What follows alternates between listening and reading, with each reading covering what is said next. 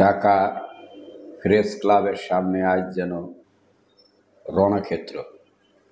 শিক্ষকরা এসেছিলেন তাদের ন্যায্য দাবিতে, বেতন বৈষম্য দূর করার জন্য, জাতীয়করণের প্রতিশ্রুতি বাস্তবায়নের দাবিতে। কিন্তু শান্তিপূর্ণ আন্দোলন মুহূর্তের মধ্যে পরিণত হলো এক ভয়ঙ্কর সংঘর্ষে। পুলিশের হাতে উঠল লাঠি, আর সেই লাঠি পড়ল শিক্ষকদের মাথায়, পিঠে, মুখে। রক্ত ঝরছে, কেউ চিৎকার করছে, কেউ মাটিতে লুটে আছে। এই দৃশ্য দেখলে মনে হয় এ দেশ কি সত্যি শিক্ষকদের সম্মান করে?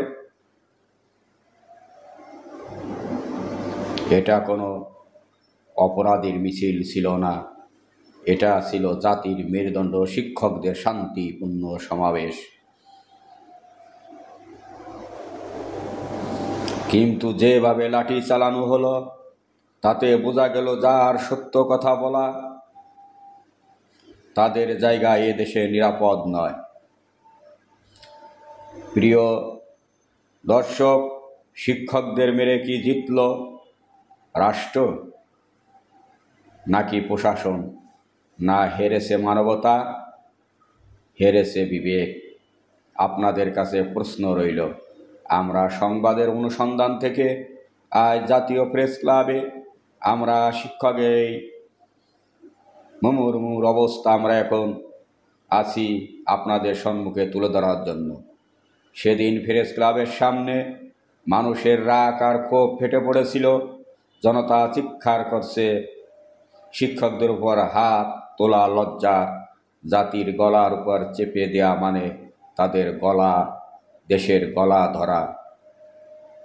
প্রিয় দর্শক, রাস্তায় রক্ত, ভাঙ্গা ব্যানার, ছিঁড়া বই আর আহত শিক্ষকদের মুখে একটি কথা, আমরা তো কলম ধরি, লাঠি না। আমরা যুদ্ধ চাই না, চাই ন্যায়, চাই।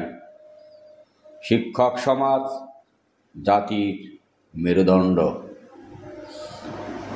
একজন শিক্ষককে আমরা প্রশ্ন করলে এক শিক্ষক বললেন, আমরা ছাত্রদেরকে আমি শিখিয়েছি অন্যায় দেখলে প্রতিবাদ করতে। আজ আমি সেই শিক্ষার বাস্তব করছি, আর তার জবাব এইভাবেই পেলাম। আর একজন বৃদ্ধ শিক্ষক বললেন, এই আঘাত শুধু আমার শরীরে নয়, এই আঘাত বাংলাদেশের শিক্ষা ব্যবস্থার। আমরা প্রশ্ন করেছিলাম একজন শিক্ষককে, যে জাতি তার শিক্ষাকে সম্মান দিতে জানে না, সে জাতি কখনো উন্নতির পথে যেতে পারে না। আজ পুলিশ লাঠিচার্জ তুলেছে, কাল সেই লাঠির উপর পড়ে গোটা জাতির কাঁধে। কারণ শিক্ষককে অসম্মান মানে জাতিকে অসম্মান করা। এ দেশকে গড়েছেন শিক্ষকরা, দেশের বিবেক তারাই। তাদের রক্তের দাগ প্রেস ক্লাবের রাস্তায় শুকাবে না, এই দাগ ইতিহাস মনে রাখবে। তাই আজ একটাই বার্তা, শিক্ষকদের উপর আঘাত